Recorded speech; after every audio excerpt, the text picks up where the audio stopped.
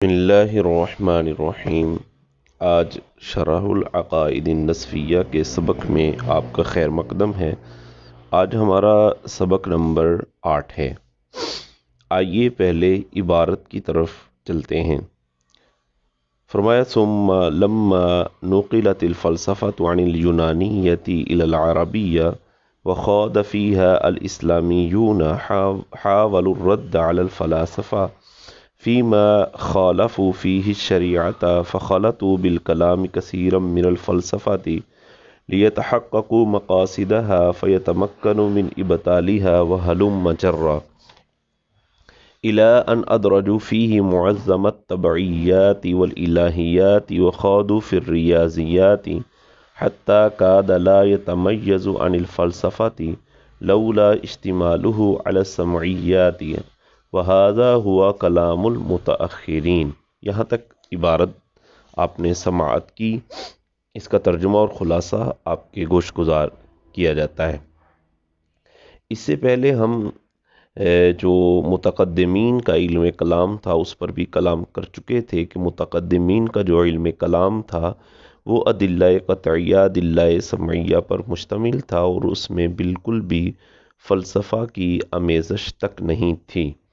پھر معتزلہ آئے اور معتزلہ نے آ کر اصول و احکام میں کثیر مقامات میں فلسفہ کو جو ہے وہ شامل کیا اور فلاسفہ کا دامن انہوں نے تھام لیا۔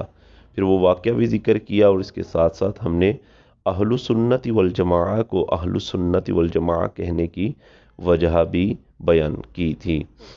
یہاں سے آج سبق کے اندر ہم یہ بات بیان کریں گے کہ فلسفہ کو جو شامل کیا گیا، پھر فلسفہ جب علم الکلام کے اندر شامل ہو گیا تو ظاہر ہے پھر اس کا رد کرنے کے لیے اس کا سیکھنا بھی ضروری تھا کہ تاکہ فلاسفہ کو انہی کی زبان کے اندر جواب دیا جائے۔ تو اس وجہ سے علماء اسلام کو اس کی حاجت اور ضرورت پیش آئی اور انہوں نے بھی فلسفے کو سیکھا اور فلسفے کو سیکھ کر پھر فلاسفہ کا رد کیا۔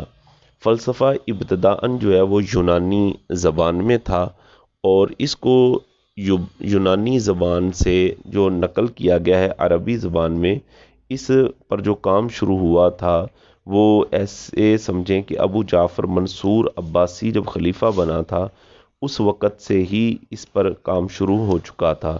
منصور عباسی جو خلیفہ تھا یہ 137 سنہ ہجری کے اندر یہ معاملہ شروع ہوا۔ پھر اس کے بعد معتزلہ کا عروج ہوا خلیفہ ہارون رشید کے زمانے کے بعد، یعنی 198 سنہ ہجری میں جب مامون جو ہے وہ مسند آرا ہوا تھا تو اس نے یونانی فلسفے کو عربی زبان کے اندر جو ہے وہ نقل کروانا جو ہے وہ شروع کر دیا تھا۔ اور اس دور کے اندر یعنی مامون کے دور کے اندر یہ فرقہ معتزلہ نے پورا عروج پایا۔ پھر مامون کے انتقال کے بعد معتصم آیا، واسق آیا، انہوں نے بھی مامون کی وصیت کے مطابق اس کا مسلک اختیار کیا، یعنی معتزلہ کا مسلک اختیار کیا تھا۔ تو اس دور کے اندر جو ہے وہ بہت زیادہ معتزلہ کو عروج ملا اور فلسفہ جو ہے وہ علم کلام کے اندر بہت زیادہ شامل کر دیا گیا، اور اسی دور کے اندر خلق قرآن والا مسئلہ ہوا تھا جس میں حضرت امام احمد بن حنبل رضی اللہ تعالی عنہ اور دیگر علماء کا بڑا زبردست کردار رہا اور انہوں نے بہت ساری آزمائشوں اور امتحانوں کو برداشت کر کے اس فتنے کو ختم کیا تھا۔ بہرحال یہ فلسفہ جو ہے وہ منصور عباسی کے دور میں ہی عربی زبان کے اندر جو ہے وہ منتقل ہونا شروع ہو چکا تھا۔ پھر اس کے بعد علماء اسلام نے اس کو سیکھا۔ پھر کیا ہوا آئیے اس کو عبارت سے ہی اب دیکھتے ہیں۔ فرماتے ثم لما نقلت الفلسفۃ عن اليونانیۃ الی العربیہ، پھر جب فلسفے کو یونانی زبان سے عربی زبان میں نقل کر دیا گیا، وخاض فیہا الاسلامیون، اور اس کے اندر یعنی فلسفے کے اندر مسلمان علماء بھی گھس گئے، علماء اس میں شامل ہو گئے، تو حاولوا الرد علی الفلاسفہ فیما خالفوا فیہ الشریعہ، یہ علماء اسلام کا فلسفے کے اندر داخل ہو جانا وجہ کیا تھی، وہ چاہتے کیا تھے؟ تو حوالو سے مصنف نے اس چیز کو بیان کیا کہ جو علماء اسلام فلسفے کے اندر داخل ہوئے تھے، وہ داخل ہونے کی وجہ یہ تھی کہ حاول الردہ، علماء اسلام نے ارادہ کیا رد کرنے کا، علی الفلاسفہ تھی، فلاسفہ کا رد کرنے کا ارادہ کیا، فی ما خالف فیہ شریعت، ان مسائل میں کہ جن مسائل میں انہوں نے شریعت کی مخالفت کی تھی، جی تو ان مسائل میں مطلب علماء اسلام نے اس پر خاص طور پر کام کیا کہ جن مسائل میں فلاسفہ نے شریعت کی مخالفت کی تھی۔ فخلطوا بالکلامی، تو علماء اسلام نے علم کلام کے اندر شامل کر دیا کثیر من الفلسفہ، کثیر فلسفے کو، اور شامل کرنے کی وجہ کیا تھی؟ لیتحققوا مقاصدہا، تاکہ فلسفے کے مقاصد کی تحقیق کریں گے تو فیتمکنوا من ابطالہا، تو جب تحقیق کر لیں گے، جب اس کو اچھے طریقے سے حاصل کر لیں گے تو فیتمکنوا، تاکہ وہ قادر ہو سکیں من ابطالہا، فلسفے کو باطل کرنے میں۔ تو وَهَلُمَّ جَرَّ، اور اسی طرح کام یہ چلتا رہا، یعنی علماء اسلام باقاعدہ فلسفہ سیکھتے رہے، اور فلسفہ سیکھ کر علماء اسلام فلسفے کا رد کرتے رہے، یہاں تک کہ امام اہل سنہ الشاہ امام احمد رضا خان علیہ رحمۃ الرحمن نے بھی فلسفہ کے بہت سارے مقاصد کا رد کیا، اور ایسا فلسفہ کا رد کیا کہ کمال کر دیا۔ آپ کی کتب کے اندر یہ باتیں موجود ہیں، جیسے الکلمۃ الملہمہ، یہ آپ کا ایک بہترین رسالہ ہے فلسفے کے رد میں، تو جس میں آپ نے اس چیز کو بیان کیا ہے کہ فلسفہ قدیمہ ہے یا جدیدہ ہے، یہ کفریات پر مشتمل ہے۔ بہرحال علماء اسلام نے فلسفے کو سیکھا، پھر فلسفے کو سیکھنے کا مقصد کیا تھا؟ تاکہ فلسفے کا رد کر سکیں۔ یہ معاملہ اس طرح جناب چلتا رہا الی ان ادرجوا فیہ معظم الطبعیات والالہیات، یہاں تک کہ علماء اسلام نے فلسفے میں شامل کر دیا معظم الطبعیات والالہیات، طبعیات اور الہیات کے بہت بڑے حصے کو طبعیات و الہیات کے بہت بڑے حصے کو جو ہے وہ فلسفے میں داخل کر دیا۔ وخاضوا فی الریاضیات، اور وہ ریاضیات میں بھی داخل ہو گئے، طبعیات کسے کہتے ہیں؟ طبعیات جو ہے اس کی تعریف نبراس کے اندر بھی بیان کی گئی ہے کہ علم طبعی جو ہوتا ہے وہ علم ہوتا ہے جو ایسے امور سے متعلق ہو کہ جو امور مادہ کی طرف محتاج ہوتے ہیں۔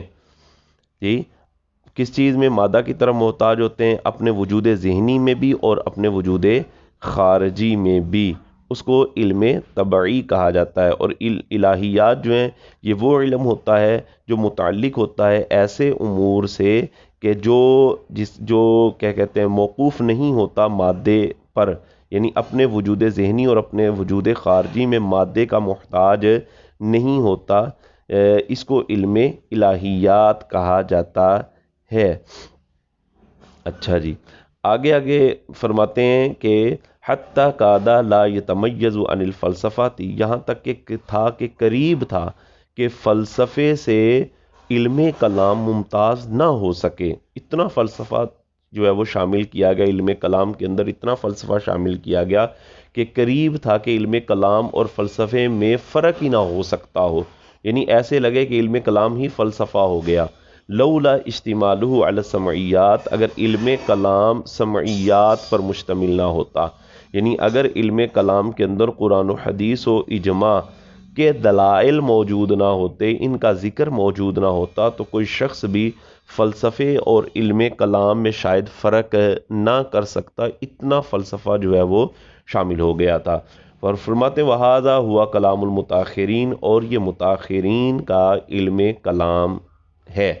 متقدمین کا جو علم کلام تھا، اس علم کلام کے اندر جو ہے وہ فلسفہ بالکل بھی نہیں تھا، یہاں تک کہ فلاسفہ آئے تو فلاسفہ نے آ کر یہ سارا کام خراب کیا۔ تو یہاں پھر علماء متاخرین نے باقاعدہ فلسفے کو سیکھا، فلسفے کو سیکھ کر اس کا رد کیا، ان کے دلائل کا جواب دیا، اتنا فلسفہ علم کلام کے اندر شامل ہوا کہ ایسے لگتا تھا کہ علم کلام نہیں، یہ تو سارا فلسفہ ہے۔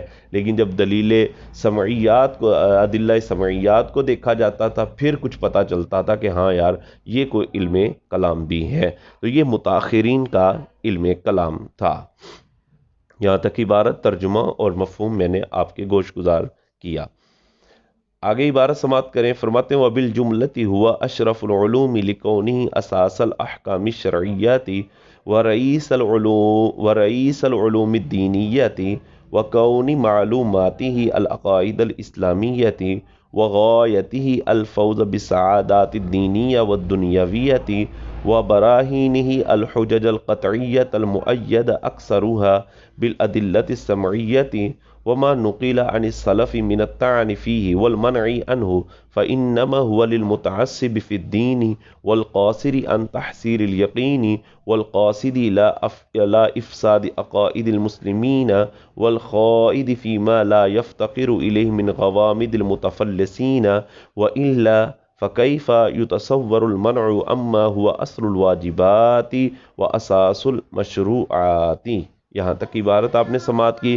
اب اس کا ترجمہ اور مفہوم آپ کے گوش گزار کیا جاتا ہے۔ وبالجملہ سے شارح رحمۃ اللہ تعالی علیہ علم کلام کی فضیلت اور علم کلام کی اہمیت کو بیان کر رہے ہیں، اور علم کلام کی فضیلت پر آپ نے 5 وجوہ جو ہے وہ بیان کی کہ جن کی وجہ سے یہ ثابت کیا ہے کہ علم کلام اشرف العلوم ہے، تمام علوم میں سب سے زیادہ شرف والا، سب سے زیادہ فضیلت والا تمام علوم کے اندر یہ ہے۔ یہاں سے شارح رحمۃ اللہ علیہ نے عبارت بیان کی اور علم کلام کی اہمیت و فضیلت کو ذکر فرمایا۔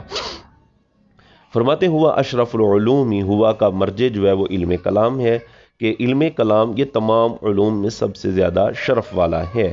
کیوں؟ پہلی وجہ ذکر کی، کہتے ہیں لکونہ اساس الاحکام الشرعیہ، اس لیے کہ یہ احکام شرعیہ کی جڑ ہے۔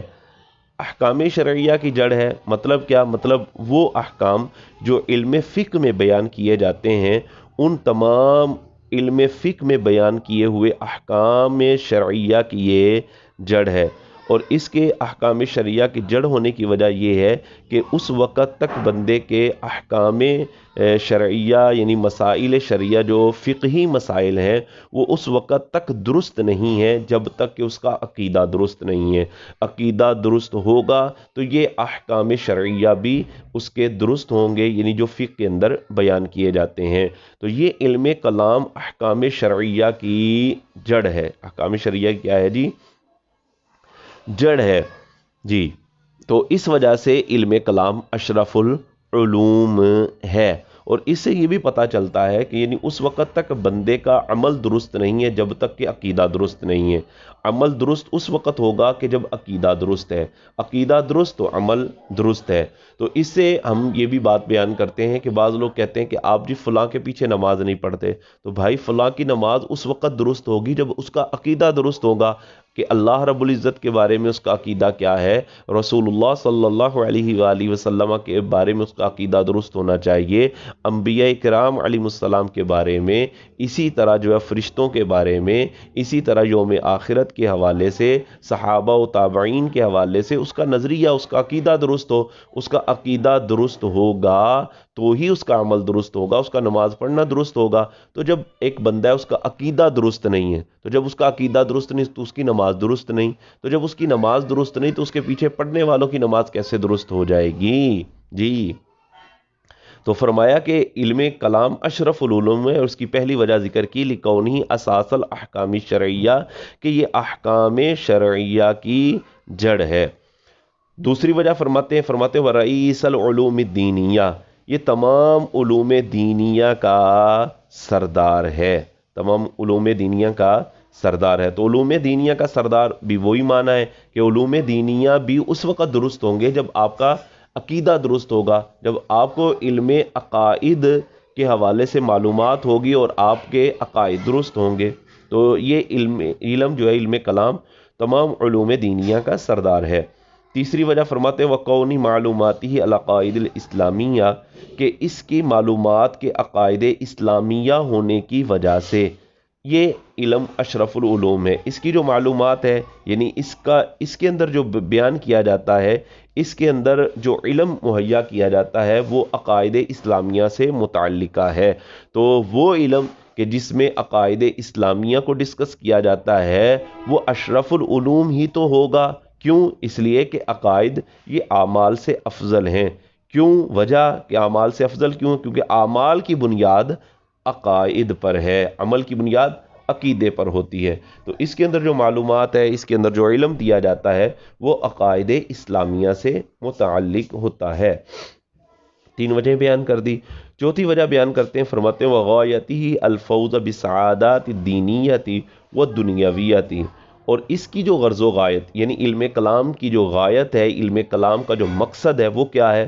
فرمایا وہ ہے الفوز بسعادات دینیہ و دنیاویہ، کہ دینی اور دنیاوی سعادات سے بہراور ہونا، کامیاب ہونا اس کی غایت ہے، اس کا مقصد ہے. کہ جب بندہ علم عقائد کو سیکھ لیتا ہے تو دینی اور دنیاوی سعادتوں سے وہ بندہ بہراور ہو جاتا ہے اور وہ بندہ کامیاب ہو جاتا ہے. ظاہر ہے اگر عقیدہ درست ہوگا تو دنیا میں بھی بندے کو عزت ہے، دنیا میں بھی یعنی لوگوں کے نزدیک بھی وہ مکرم ہوگا، اور دینی اعتبار سے بھی وہ بندہ معزز اور مکرم ہوگا. یعنی عند اللہ اور عند الناس وہ مکرم ہوگا جب عقیدہ اس کا درست ہوگا. تو اس کی غایت یعنی علم کلام کی غایت، علم کلام کا مقصد وہ دینی اور دنیاوی سعادتوں کے ساتھ کامیاب ہونا ہے.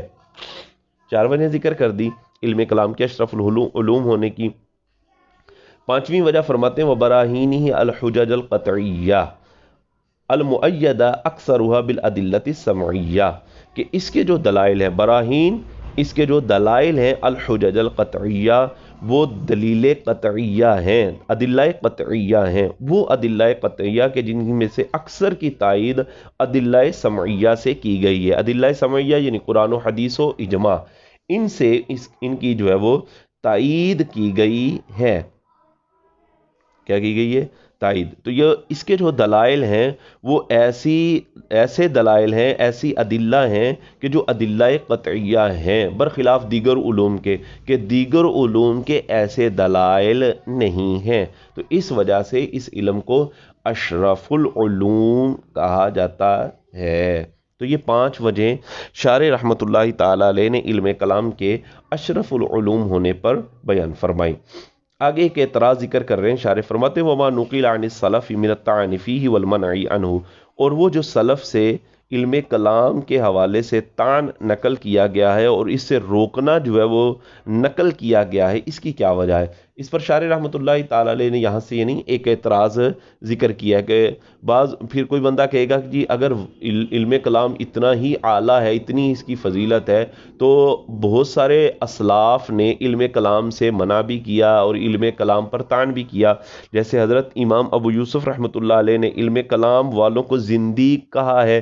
اسی طرح حضرت امام شافعی رحمۃ اللہ تعالی علیہ نے فرمایا کہ علم کلام والوں کی پٹائی کی جائے اور ان کو اونٹ پر بٹھا کر جو ہے وہ پورے شہر کا چکر لگوایا جائے اور لوگوں کو بتایا جائے کہ یہ وہ لوگ ہیں کہ جو قرآن و حدیث کو چھوڑ کر اور یہ اس طرح کی باتیں کرتے ہیں. تو علم کلام کرنے والوں کے حوالے سے تو امام شافعی نے اس طرح فرمایا، اور اسی طرح بعض علماء نے یہاں تک فرمایا کہ اگر کوئی شخص فوت ہو اور وہ وصیت کرے کہ یہ میرا مال علماء میں تقسیم کر دیا جائے، تو علماء فرماتے ہیں کہ پھر اس کی وصیت کے مطابق علم کلام سیکھنے والے علماء میں اس کا مال تقسیم نہیں کیا جائے گا. تو اس طرح کے جو طعن علم کلام پر نقل کیے گئے اسلاف سے اور اس سے جو منع کیا گیا، اس کی کیا وجہ ہے؟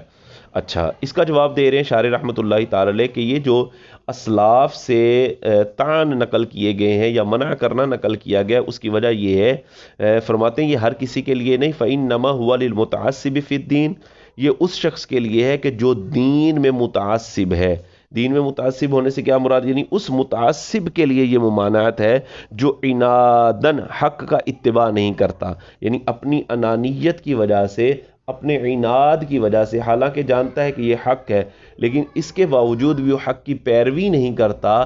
اس شخص کے لیے علم کلام سیکھنا منع ہے، اور ایسا شخص اگر علم کلام سیکھے گا تو اس پر یہ طعن ہے کہ جو متعصب فی الدین ہے اور دین مطلب انادن حق کی اتباع نہیں کرتا، اس کے لیے یہ ممانعت ہے اور اس پر یہ تان ہے۔ اور دوسرا وہ شخص ہے والقاصر عن تحصیل الیقین، اور اس شخص کو بھی علم کلام سیکھنا منع ہے، یا علم کلام اگر وہ سیکھے گا تو اس پر تان ہے، اعتراض ہے۔ فرماتے ہیں والقاصر عن تحصیل الیقین، ایسا شخص جو قاصر ہے یقین کو حاصل کرنے سے، یعنی ایسا غبی شخص کہ جو یقین پیدا کرنے کی استعداد کھوئے ہوئے ہے، یقین پیدا ہی نہیں ہو سکتا، یعنی اس کے اندر عقل کی کمی ہے، وہ جتنا بھی زور لگا لے اس کو جو ہے وہ یقین ہی نہیں حاصل ہوتا، اور عقیدہ نام ہی یقین کا ہے، تو ایسے شخص کو علم کلام سیکھنا منع ہے۔ دو شخص ہو گئے جناب۔ تیسرا شخص فرماتے ہیں والقاصد الی افساد عقائد المسلمین، اور اس شخص کے لیے بھی علم کلام سیکھنا منع ہے، یا سیکھے گا تو اس پر تان ہے کہ جو علم کلام سیکھ کر مسلمانوں کے عقائد کو بگاڑنے کی نیت رکھتا ہے، اس کو بھی علم کلام سیکھنا کیا ہے؟ منع ہے۔ والقاصدی، جو نیت رکھتا ہے، الی افساد، افساد بمانا بگاڑنا، عقائد المسلمین، جو مسلمانوں کے عقائد کو بگاڑنے کی نیت کرتا ہے، ایسے شخص کو بھی علم کلام سیکھنا منع ہے۔ چوتھا وہ بندہ فرماتے والخائد فیما لا یفتقر الیہ من غوامد المتفلسین، وہ شخص بھی علم کلام نہ سیکھے، یا علم کلام سیکھنا اس کے لیے منع ہے، جو فلاسفہ کی ان دقیق بحثوں میں گھستا ہو کہ جن کو سیکھنے کی کوئی حاجت نہیں ہے۔ والخائد، وہ شخص جو گھسنے والا ہے، فیما، ان ابحاث میں، لا یفتقر الیہ، کہ جن کی طرف محتاجی نہیں ہے، ضرورت ہی نہیں ہے ان بحثوں میں گھسنے کی، یعنی کہتے ہیں من غوامد المتفلسین، یعنی متفلسین کی دقیق بحثیں، باریک بحثیں، ان میں خواہ مخواہ گھستا ہے، ایسے شخص کے لیے علم کلام سیکھنا منع ہے۔ وَإِلَّا، کہہ کر فرماتے ہیں وگرنہ، فَكَيْفَ يُتَصَوَّرُ الْمَنْعُ، وگرنہ کیسے منع کرنا تصور کیا جا سکتا ہے، یعنی اسلاف سے علم کلام کے متعلق منع کرنا کیسے جو ہے وہ تصور کیا جا سکتا ہے، اما ہوا اصل الواجبات، حالانکہ یہ علم کلام واجبات کی اصل ہے، وہ اساس المشروعات، اور شرعیات کی جڑ ہے۔ تو جب اتنا اعلیٰ کلام ہے تو علماء یعنی اسلاف جو ہے وہ کیسے جو ہے وہ اسے منع کر سکتے ہیں؟ تو جو منع کیا بھی گیا ہے یا جس نے اس طرح سیکھا ہے اور اس پر تان کیا گیا ہے، یہ وہ شخص ہے جو متعصب فی دین ہے، اس کے لیے منع ہے یا اس پر تان ہے۔ والقاصر عن تحصیل الیقین، جو ہے اس کے لیے، والقاصد الی افساد عقائد المسلمین، اس کے لیے، والخائد فیما لا یفتقر الیہ من غوامد المتفلسین، اس کے لیے منع ہے۔ تو یہ آج کے سبق کے اندر ہم نے اس چیز کو بیان کیا کہ فلسفہ جو ہے وہ کیسے اتنا زیادہ علم کلام کے اندر شامل ہو گیا۔ پھر آگے جو ہے وہ ہم نے بیان کیا کہ علم کلام کو اشرف العلوم جو کہا گیا ہے، اس کے اشرف العلوم کہنے کی کیا وجہ ہے۔ اس سبق کو یاد کیجئے گا، انشاءاللہ نیکسٹ سبق کے ساتھ دوبارہ پھر حاضر ہوں گے۔